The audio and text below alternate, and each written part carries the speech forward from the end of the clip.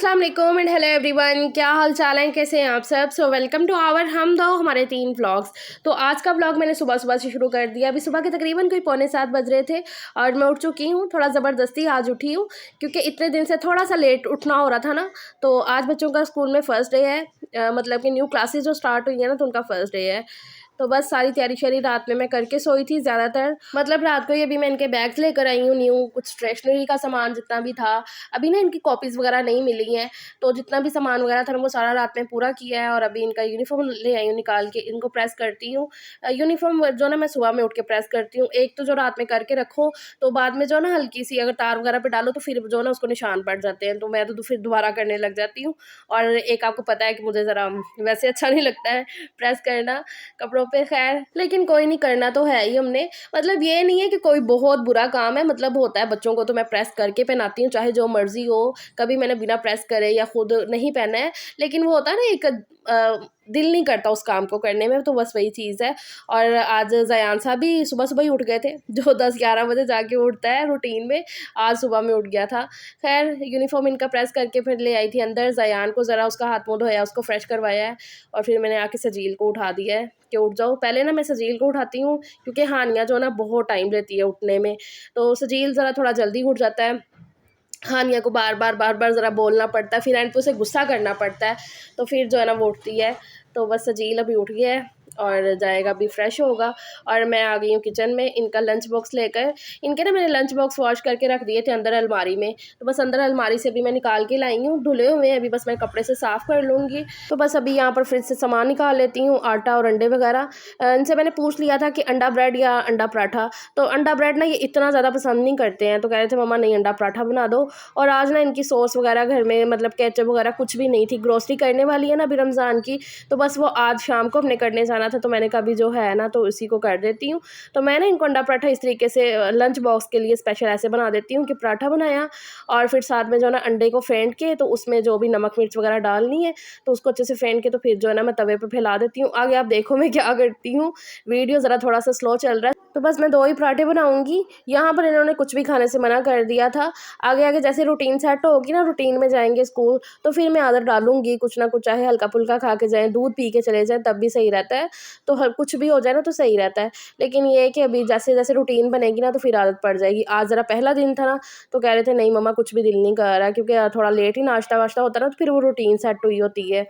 सो इस वजह से तो मैंने कहा कि चलो बस क्या अंडे पराठे बना देती हूँ और पैक कर देती हूँ। तो मैं क्या करती हूँ, इस तरीके से अंडे को फैन के ऊपर डालती हूँ और उसके ऊपर भी पराठा रख देती हूँ ऐसे, और फिर जो है ना इसको पलट देती हूँ, तो अंडा ना उसके साथ चिपक जाता है।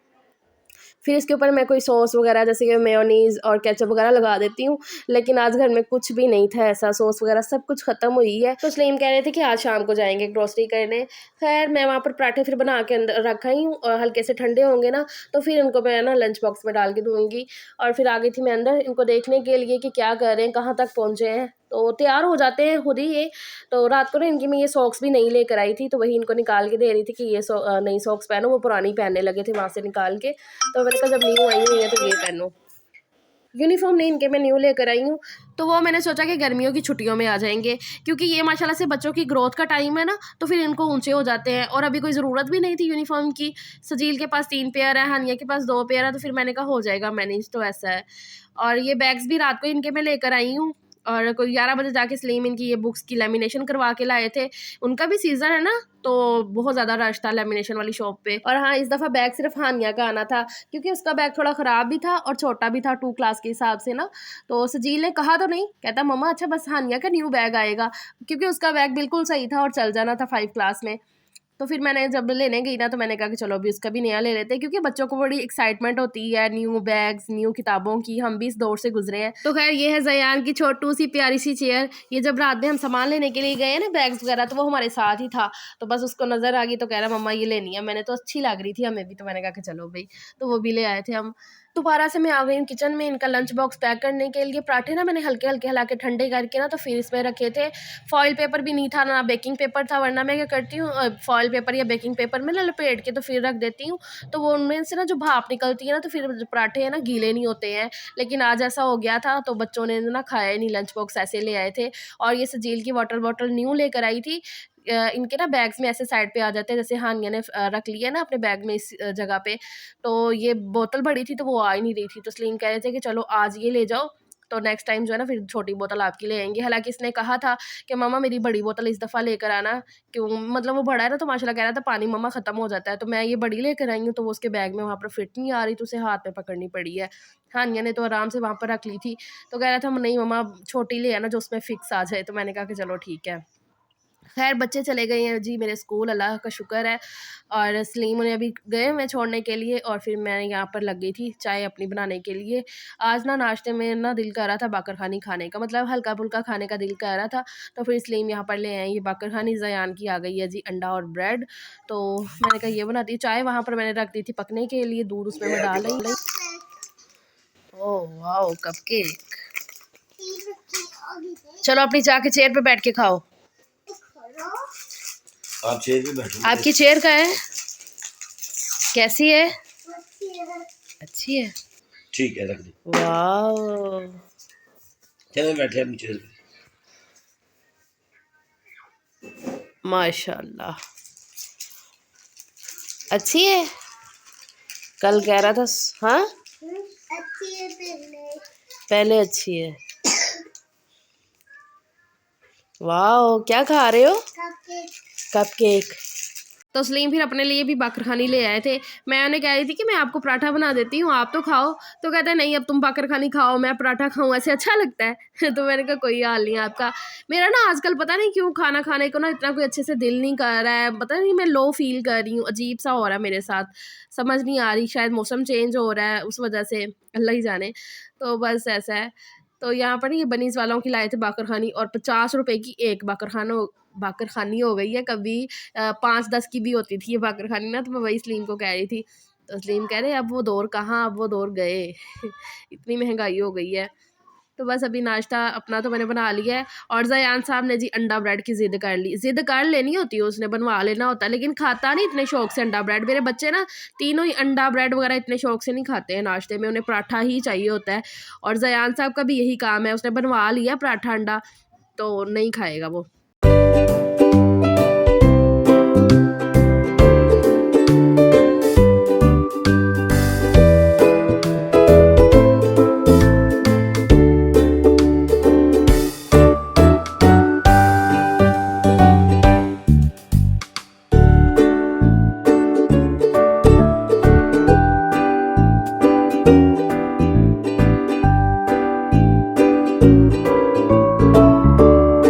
अच्छा भाई, तो नाश्ता वाश्ता करके सलीम निकल गए अपनी दुकान के लिए, ज़यान साहब वहाँ पर फ़ोन शोन देख रहे हैं, और मैं रख के बैठ गई थी गोभी काटने के लिए। आज दोपहर के खाने में बना था आलू गोभी का सालन, तो मैंने कहा सफाई करने से पहले ना ये काम कर लेती हूँ, क्योंकि जब मैं गोभी काटूंगी तो फिर उसका गंद वगैरह इधर उधर गिरेगा, तो मैंने कहा वो भी साथ ही फिर साफ़ हो जाएगा। ऐनक मैंने लगा ली है गोभी के कीड़े शीड़े अच्छे से देखने के लिए।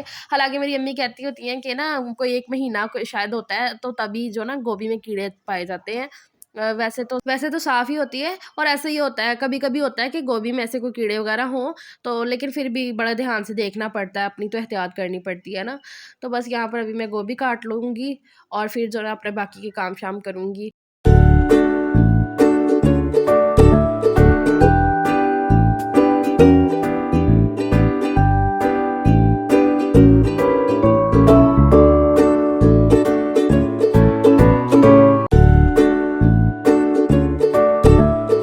और जब भी मैं गोभी काट रही होती हूँ ना, ज़यान ने फ़ौरन से भागे आना है कि मम्मा मुझे दे दो। उसे ना कच्ची गोभी बड़ी अच्छी लगती है। अच्छा अच्छी तो मुझे भी लगती है, लेकिन ये है कि मैं ज़ैहान को मना कर रही थी कि गोभी जो ना फिर गैस ना कर दे ऐसे। तो वो कह रहा है ये देखो, आपको दिखा रहा था कि देखो मम्मा ने मुझे छोटा सा पीस दिया है, देखो बड़ा नहीं दिया, छोटा दिया है।